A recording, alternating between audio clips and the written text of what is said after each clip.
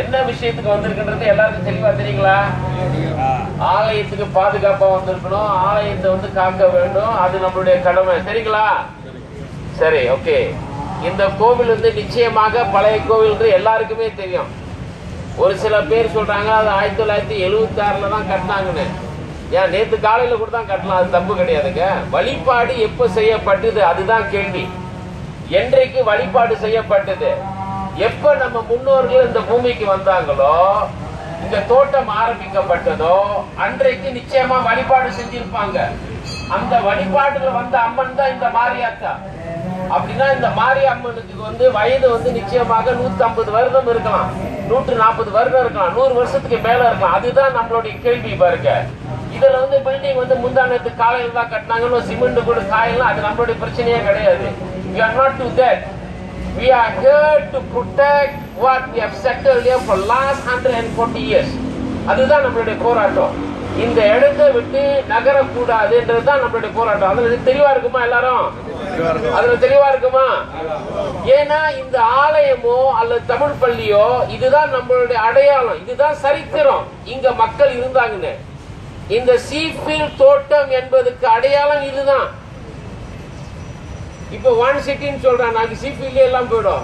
அப்போ ஒரு காலத்துல 300 காலத்துல சீஃபீல்ட் என்ற தோட்டம் மாதிரி இப்ப சரித்திர பாடம் படிக்கிறதா போயிடும். அதுக்கு நம்ம ஆளாயிடக்கூடாதுன்னு சொல்ல வரோம். இது எப்படியாவது நிச்சயமாக, இது என்னை பொறுத்த வரைக்கும் என்னுடைய சொந்த கருத்து, மாநில அரசு நினைச்சா நிச்சயமா அந்த ஆலயத்தை காப்பாற்றலாம்.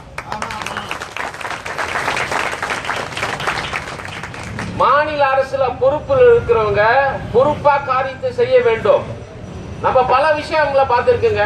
ஆலய விஷயங்கள்ல கைவிட்டவங்க பிறகு என்ன கதிக்கு போனாங்கன்றது நமக்கு எல்லாருக்குமே தெரியும்.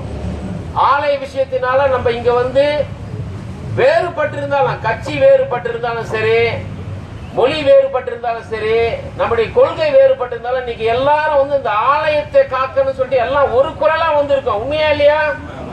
ஆமா. அந்த அடிப்படையில இந்த ஆலயத்தை காக்க வேண்டியது மாநில அரசாங்கத்தோட கடமை. இந்த அரச மரம் வந்து நிச்சயமாக அன்றைய தோண்டிய அரச மரமா தான் இருக்கும்.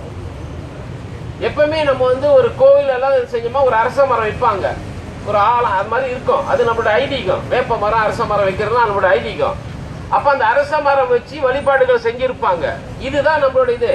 இன்னைக்கு நம்மள பீண்டா பண்ண சொல்றாங்க, நாங்க பீண்டா பண்றோம். அந்த அரச மரத்தை தயவுசெய்து பீண்டா பண்ணிடுங்க. இந்த அரச மரத்தை சேர்ந்து பீண்டா பண்ணுங்க. வருஷம் வழிபாடு செஞ்ச இடம் அது புனிதமானது. அந்த அரச மரம் சாதாரணமான அரச மரம் இல்ல, அது புனிதமானது. அதையும் சேர்த்து பீண்டா பண்ணுங்க. அப்பதான் நாங்க யோசிக்கலாம். முடியுமா? முடியாத ஒரு காரியத்துக்காக எதுக்கு எங்களோட சவால் பண்றீங்க? அதனாலதான் நம்ம என்ன சொல்றோம், இந்த இடத்தை கொடுக்க. நமக்கு தெரியும் கோர்ட்டோட ஆர்டரை நம்ம மதிக்கிறோம். ஆனா கோர்ட்டோட ஆர்டருக்கு மேல ஆண்டவனோட ஆர்டர்னு ஒண்ணு இருக்குங்க. கோர்ட் ஆர்டர் நம்ம மதிக்கிறோம். We respect the decision by the God. We also respect the decision by the court. No problem. But I think the order from the God is higher than anything else. So அதனால நிச்சயமா மாநில அரசாங்கம் இந்த developer கிட்ட பேசி நல்ல சுமூகமான முறையில இந்த இடமே கொடுக்கணும்ன்றதுதான் நம்மளுடைய பரிந்துரை. என்ன சொல்றீங்க?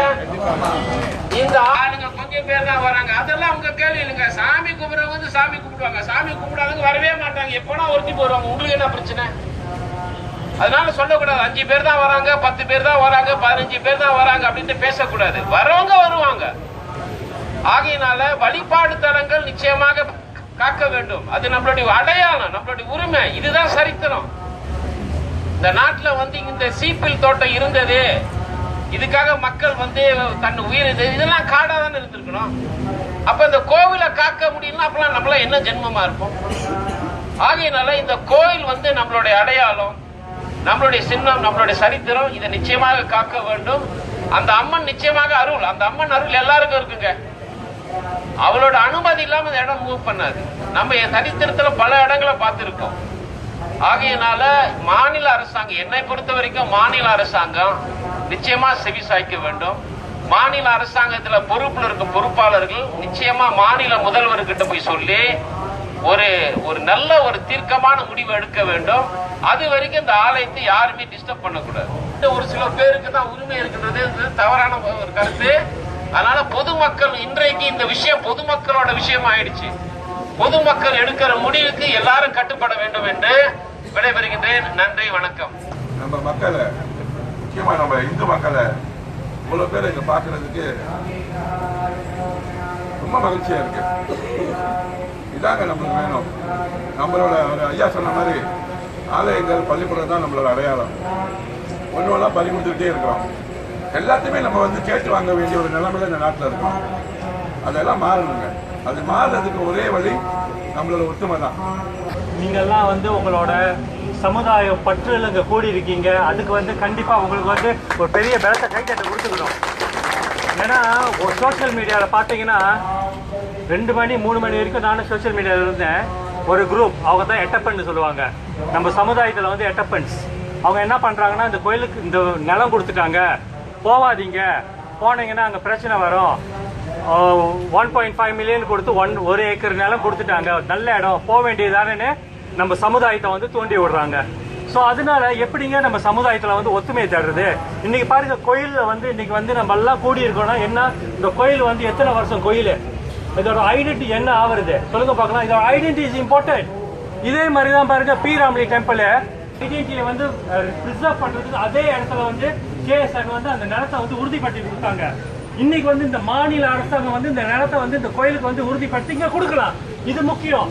ஸோ இதை விட்டு நீங்க இங்கேருந்து 3 மைலுக்கு அண்டாண்ட ஒரு நிலம் கொடுத்துருக்கீங்கன்னு சொன்னா அது சாந்தியமா ஆகாதுங்க. ஏன்னா இந்த கோயிலில் இந்த அரச மரம் இங்கே இருக்குதா அதை நம்ம ராஜா சொன்னாரு, இதை பிடிங்கிட்டு அந்த சைடு வைக்க முடியுமான்னு. அது சாந்தியமா ஆகுமா சொல்லுங்க பார்க்கலாம். ஸோ இன்னைக்கு நம்மெல்லாம் நான் என்ன சொன்னேன்னா, அவங்ககிட்ட சரி பரவாயில்ல நடந்து ரெண்டு குரூப்பாவே இருக்கட்டும், அதெல்லாம் இன்னைக்கு நம்ம போறது இந்த கோர்ட் ஆர்டர் நிப்பாட்டுறதுக்கு உடைக்க வராங்க கோயிலுக்கு. அதுக்கு என்ன பதில் வருது? அதுக்கு நம்ம எவ்வளவு பேர் கூட முடியும்? நம்மளோட இந்தியர்களுக்கு என்ன ஒத்துமை இருக்கு? இதுல நம்ம நம்மளோட ஒத்துமையை காமிக்கிறோம் என்று இன்னைக்கு நம்ம கூடுவோம் என்று இதைத்தான் நான் அவங்ககிட்ட சொன்னேன். அதுக்கு அவங்க என்கிட்ட என்ன சொல்றாங்க, மைண்ட் யுவர் ஓன் பிசினஸ் சொன்னாங்க. நான் சொன்னேன், இது என்னோட ஓன் பிசினஸ் இல்ல, இது சமுதாயத்தோட பிரச்சனை. சமுதாயத்தோட பிரச்சனைன்னு சொன்னா எனக்கு ஒரு குரல் கொடுத்தாங்கன்னா நானும் அங்க நிப்பேன். இதே இடத்துல இந்த கோயில்ல மட்டும் இல்ல, பல கோயில்ல நின்றுக்கோங்க.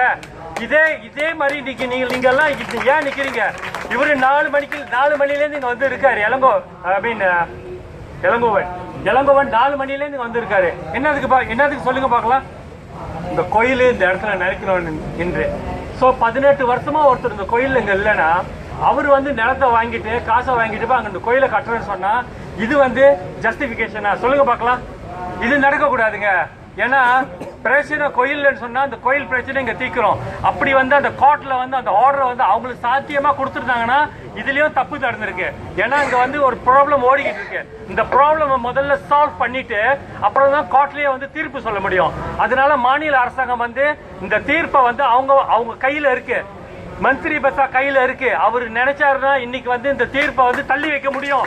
அவங்க மக்களோட நம்ம சமுதாயத்தில் நம்ம இந்தியர் மக்கள் முக்கியம் நினைச்சானுங்கன்னா இந்த மாநாட்டில் அவங்க இதை செய்வாங்க, செய்யறோம், செஞ்சு ஆகிறோம். இன்னைக்கு அந்த அம்மன் சக்தி உள்ள அம்மன் இங்க இருக்காங்கன்னு சொன்னா கண்டிப்பா இன்னைக்கு நம்மளுக்கு ஒரு நல்ல தீர்வு கிடைக்கும். நன்றி, வணக்கம், வாழ்க வளமுடன். ஒரு 2 பட்டா கூத்தாடி கொண்டாட்டம் அப்படின்ட்டு நம்ம இங்க ஒன்னாதான் இருக்கிறோம். அதை ஒத்துக்கிறோமா? இதான் ரொம்ப முக்கியம். எல்லாரும் ரொம்ப பேர் பலவிதமான கருத்துக்கள் கூறினீங்க. நான் பக்கத்து தொகுதியில் தான் இருக்கேன். நான் வந்த காரணம் ஒன்னே தான், வேற ஒண்ணும் இல்லை. 126 வயது அடைஞ்ச ஒரு ஆலயம் இந்த காலகட்டத்தில் அழிக்கிறதுக்கு நம்ம விடக்கூடாது என்ற காரணத்தினாலதான் நம்ம இங்க வந்திருக்கோம். சகோதரர்களே, அன்பு சாதாரணமானது, இது ஒரு சின்னம். இந்த சின்னத்தை இந்த கூட்டாளிகளுக்கு நம்ம வாய்ப்பு கொடுக்க கூடாது அழிக்கிறதுக்கு. எல்லாம் நிப்போமா?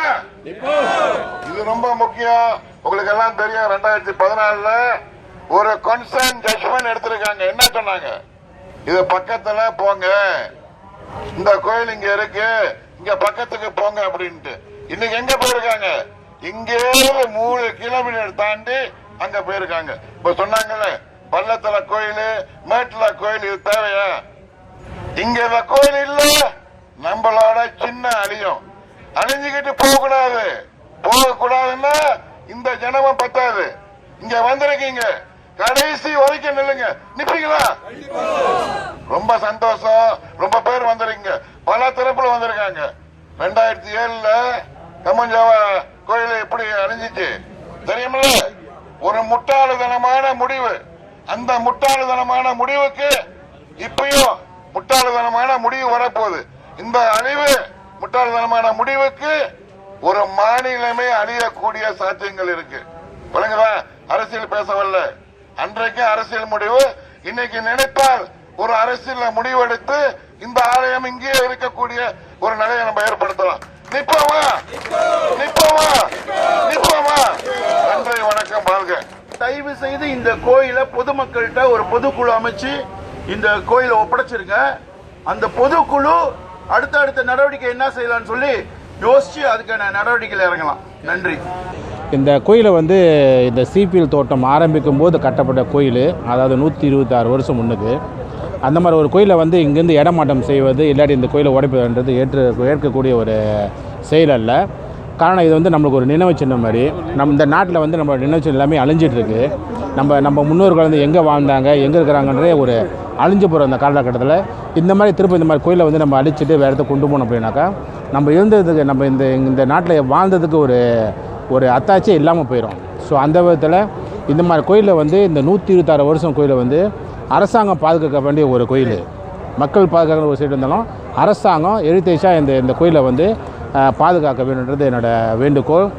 அதனால் வந்து இங்கே வந்து எல்லாம் நம்ம மக்கள்லாம் சேர்ந்து ஒன்று சேர்ந்து இந்த கோயிலை காப்பாற்றி இங்கே நிலைநிறுத்தி அமைக்க வேண்டும் என்று அந்த இறைவனை வேண்டிக் கொள்வோம். இயக்கங்கள், போராட்டவாதிகள் எல்லாமே இங்கே வந்து கூடியிருக்காங்க இந்த கோயில் உடைப்படுறதை வந்து காப்பாற்றுறதுக்கு. என்னோடய கேள்வி ஒன்று தான், இந்த ஸ்லாங்கூரை பொறுத்த வரைக்கும் கிட்டத்தட்ட வந்து ஒரு 1000 கோயிலுக்கு குறையாமல் இருக்குது. 1000 கோயிலுக்கு குறையாமல் இருந்துச்சுன்னா இந்த 1000 கோயில்லையும் வந்து பொதுநலம், கோயிலோட சமூகம், சமுதாயம், சாங்கியம் இதெல்லாம் வச்சு பேசி தான் வந்து இந்த கோயிலை வந்து நம்ம வந்து எல்லாமே கட்டி காக்கிறோம். அப்போ இந்த கோயிலில் உட்காந்துருக்கிற தலைவர்கள் எல்லாம் என்ன செஞ்சுக்கிட்டு இருக்காங்க?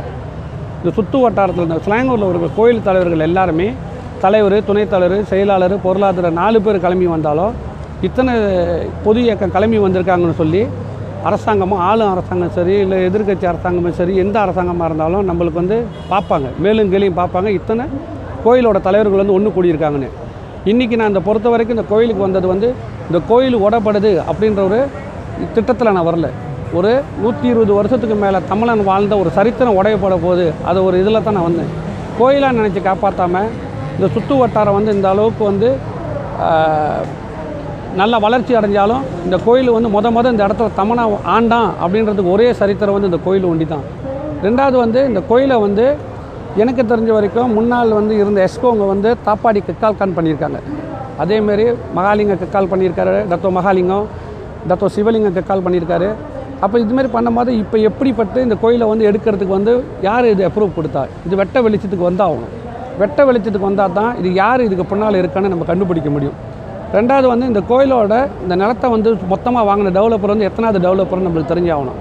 ஒரு டெவலப்பர் வந்து இந்த நிலத்தை வாங்குறதுக்கு முன்னுக்கு இந்த நிலத்தில் வந்து என்னென்ன இருக்குதுன்னு பார்த்து தான் வாங்குவாங்க. அப்போ எந்த நோக்கத்தில் வாங்கினாங்க? இந்த கோயிலை வந்து சின்னாங்க உடச்சி நம்ம தூக்கி வீசிட்டு நம்ம பார்த்து டெவலப் பண்ணலான்னு வாங்கினாங்களா, இல்லை இது கேட்குறதுக்கு நாதி இல்லைன்னு வாங்கினாங்களா, எப்படி வாங்கினாங்க அப்படின்றத இதெல்லாம் வந்து வெட்ட வெளிச்சத்துக்கு வந்து நாளிதழ் மூலியமாக வெளியே வந்தால் தான் நாடு தழுவில் இருக்கிற தமிழ் மக்களுக்கு போய் சேரும்.